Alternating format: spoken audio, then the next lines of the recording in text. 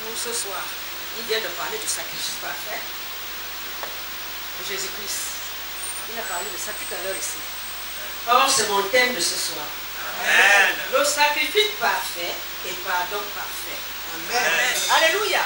Amen. Mais avant d'y arriver, nous allons voir par comment d'abord a été commencé afin qu'il y a eu pardon parfait et sacrifice parfait.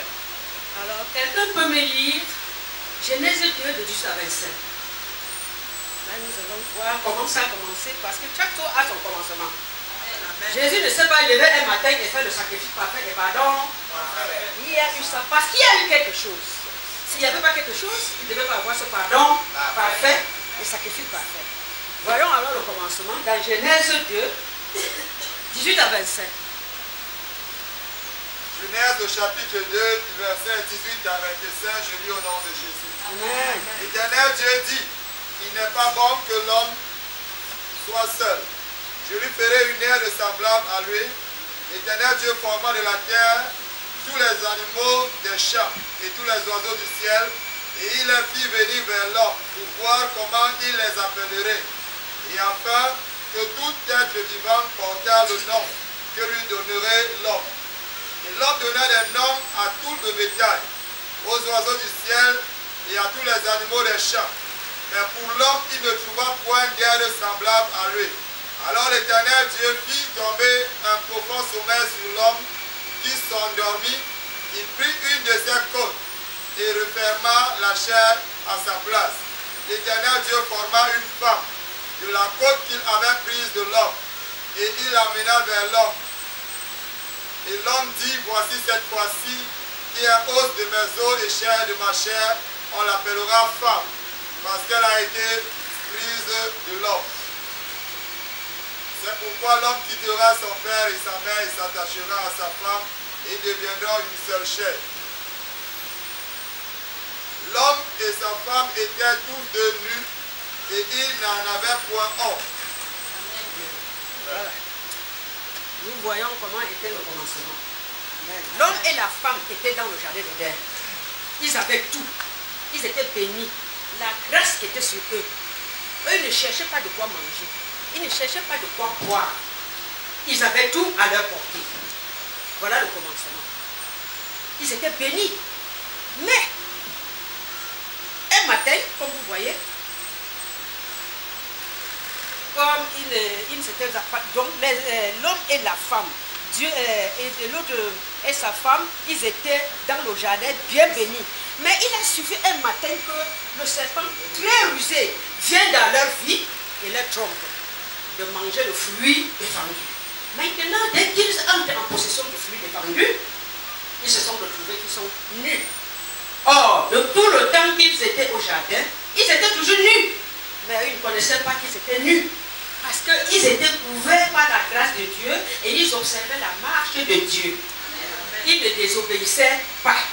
Ils étaient conscients qu'ils avaient leur Père, qui est Dieu, et qui les a établis dans ce jardin. Mais il a suffi maintenant que le serpent, le plus rusé des animaux, les trompe. Il les a fait manger le fruit défendu. Et dès qu'ils mangent maintenant le fruit défendu, ils se sont retrouvés nus. Vous voyez, c'est le commencement de la désobéissance. Ils se sont maintenant retrouvés nus. Ils ont su qu'ils sont nus. Or, quand ils étaient dans le jardin, n'ayant pas consommé le fruit défendu, eux, ils ne savaient pas qu'ils étaient nus. Ils appartenaient à Dieu et ils faisaient tout comme Dieu voulait. Mais le serpent rusé est venu les tromper. Ils se sont retrouvés nus.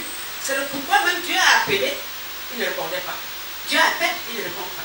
Dieu appelle, après un temps, il lui dit, si je ne réponds pas, c'est parce que je suis nu. Dieu lui demande, mais comment as-tu su que tu es nu? Donc il a mangé le fruit. Dès qu'il a dit qu'il est nu, Dieu, en tout cas Dieu savait déjà qu'il avait fait quelque chose qui ne va pas. Dieu est venu, il sait qu'il connaît tout. Quand il ne répondait pas déjà, il savait qu'il y a quelque chose qui n'a pas tenu. Voilà alors là où on dit que le péché d'un seul homme a entamé tout le monde entier. Amen. Mais ce péché nous a englobés tous, nous les descendants d'Adam. Nous sommes devenus des pécheurs à cause du seul péché là. Sans ce péché, il ne devait pas avoir tout ce qu'on a maintenant sur la terre.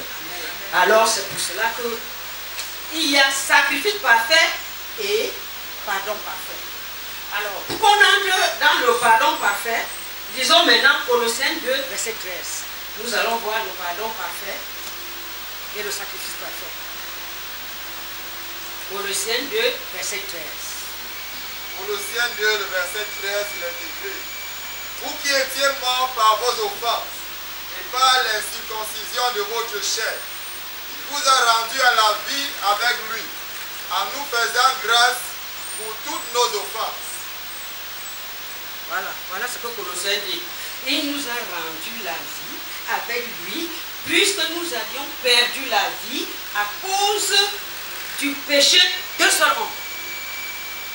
Alors, qu'est-ce que Jésus a fait? Il nous a rendu à la vie. Il nous a rendu la vie par son sacrifice parfait et le pardon parfait. C'est de ce pardon-là que Jésus nous a rendu parfaits. Nous sommes parfaits à ses yeux à cause de ce pardon. Sinon, il ne devait jamais avoir ça. Bon, le christianisme est né à partir de ce pardon parce que si Jésus ne mourait pas sur la croix, s'il ne portait pas nos péchés sur la croix, il ne devait pas avoir christianisme. Parce que ce christianisme est né à partir de là. Après Jésus, après la construction sur la croix, c'est là où commence maintenant le vrai christianisme. C'est là où nous connaissons que nous sommes les vrais enfants de Dieu. Car celui qui a accepté Christ, il a confessé de ses lèvres, il accepte du bout de son être qu'il appartient à Jésus. C'est là où tu as reçu tout ce que Jésus a te donné. Amen. Tant que tu n'acceptes pas tout ça, tu n'auras jamais ça. Amen. Alléluia. Amen. Alléluia. Amen. Ceux qui se disent encore pécheurs, ils ont tort, mon ami. Ceux qui se disent pécheurs maintenant, ils ont tort. Quelqu'un a laissé son trône de gloire.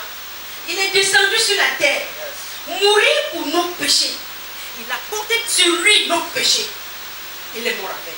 Les ordonnances qui nous condamnaient, il a tout porté. Amen. Vous êtes libre à partir de ce moment-là. Alors si un chrétien se sent encore coupable, c'est qu'il ne connaît pas son identité. Amen. Si tu connais ton identité, tu ne peux pas dire de nos jours que tu es encore condamné. Amen. Si tu... Celui qui dit qu'il n'est pas condamné est celui qui n'a pas accepté l'œuvre de Jésus-Christ. Hein? Amen. Il a laissé son trône de gloire. Quelqu'un qui laisse son trône de gloire, il a accepté de mourir sur la terre pour les pauvres pécheurs. On a craché sur lui. On a tout fait. On l'a humilié. Mais il a accepté tout ça pour te sauver. Amen. Il a accepté tout ça pour que tu sois sauvé. L'homme de lui-même ne pouvait rien. Il n'avait pas l'amabilité de se pardonner lui-même. L'homme lui-même ne pouvait rien. Il a fallu que le Fils de Dieu, sans tâche, descende de son trône, mourir pour toi. Amen. Donc à partir de là, vous êtes pardonné. Amen. Il faut qu'un chrétien retienne ça en tête.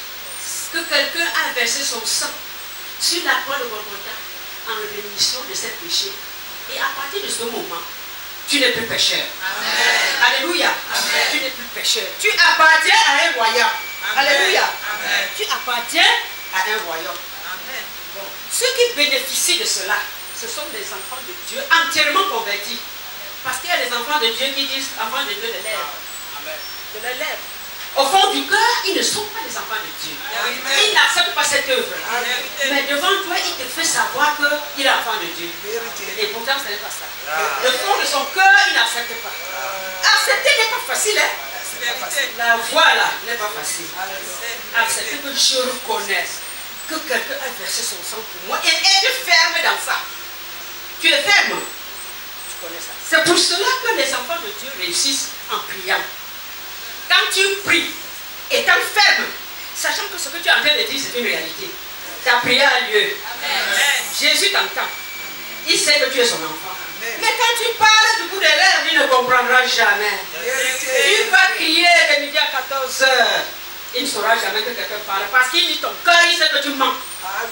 Tu n'es pas pour lui. Vérité. Alléluia. Amen. Alléluia. Amen. L'homme n'avait aucune force pour se libérer de ce virus appelé péché.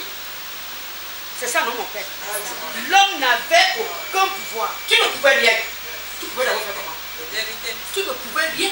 C'est un truc que tu ne pouvais même pas. C'était au-dessus de nous. L'homme ne pouvait rien. L'homme est faible. Il a fallu un libérateur pour nous libérer de ce virus. Afin que nous soyons libérés. Afin que nous devenions exactement les enfants de Dieu. Alléluia.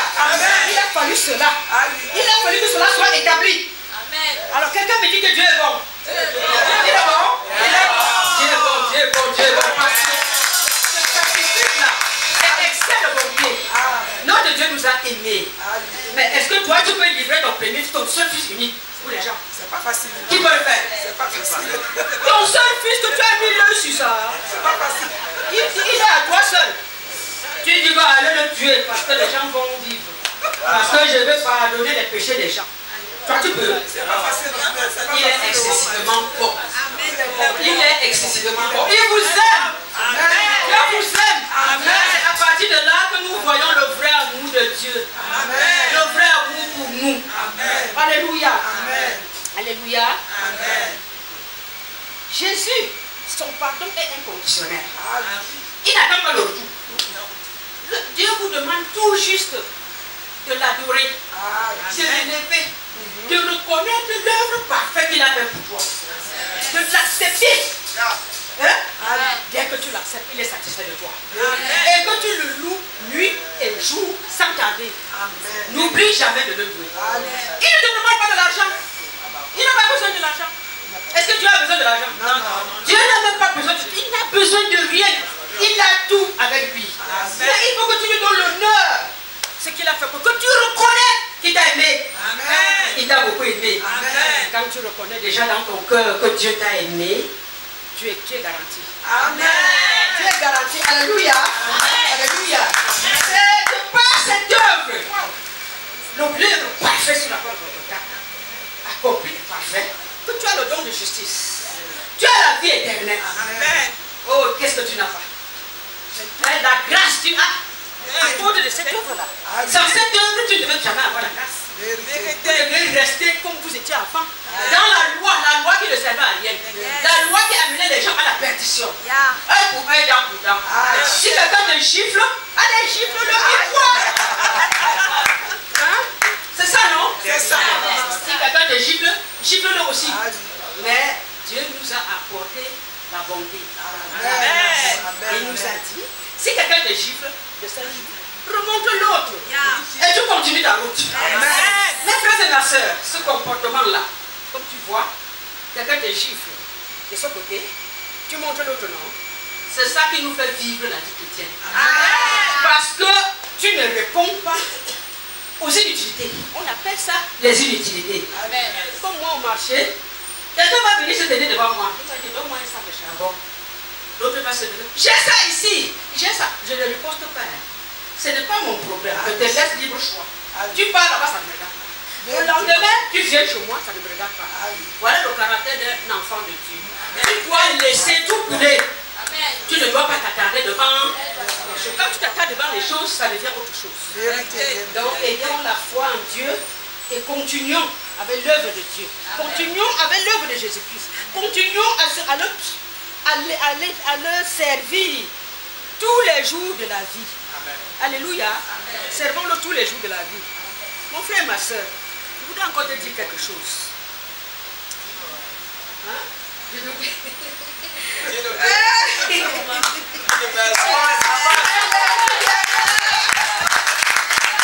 Est-ce que tu sais que sur la croix de Golgotha, Dieu a pris ta maladie?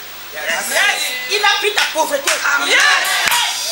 Il t'a déchargé de toutes les mauvaises choses. Et il t'a donné la richesse. Il t'a donné la santé. Il t'a donné tout ce que Dieu a besoin pour être bien sur la terre. Alléluia. Il suffit seulement de le louer, de l'adorer, de marcher un peu selon ses pas. Parce que tous les chrétiens, parfois tu dis que je ne peux pas obéir tout ce que Dieu dit. C'est difficile, c'est difficile. Mais essaie quand même. Essaye d'être droit. Essaye, bon, le vrai commandement, c'est l'amour. Tout ce qu'on résume, toute la Bible ici se résume en amour. Si nous étions amour, si tu aimais ton frère comme toi-même, il n'y aurait pas de péché. Il n'y aura pas de péché parce que tu ne fais pas autrui ce que tu n'aimais pas qu'on te fasse. S'il y a péché, c'est parce qu'il n'y a pas d'amour. Les hommes ne s'aiment pas, les femmes ne s'aiment pas.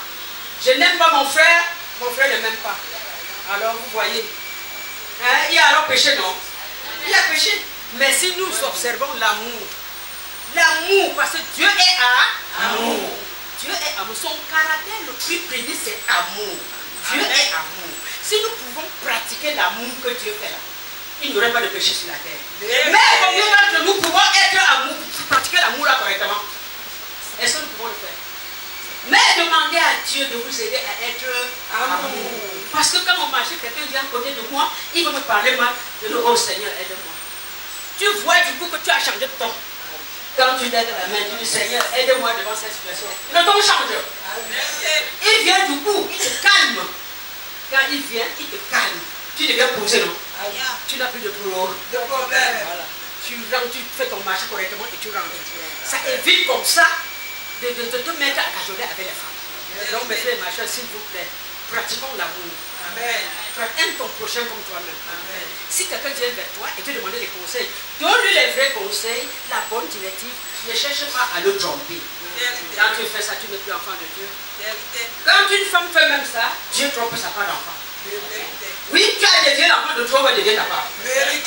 Dans les mystiques, pour toi, cela dévié. Donc, qu'est-ce qu'il faut? Ne trompe pas l'enfant. Ne trompe pas l'enfant de Dieu. Voilà. Presque j'en ai presque terminé. On est presque terminé. Alléluia. Mon message de ce soir est passé. Je vais encore préparer l'autre.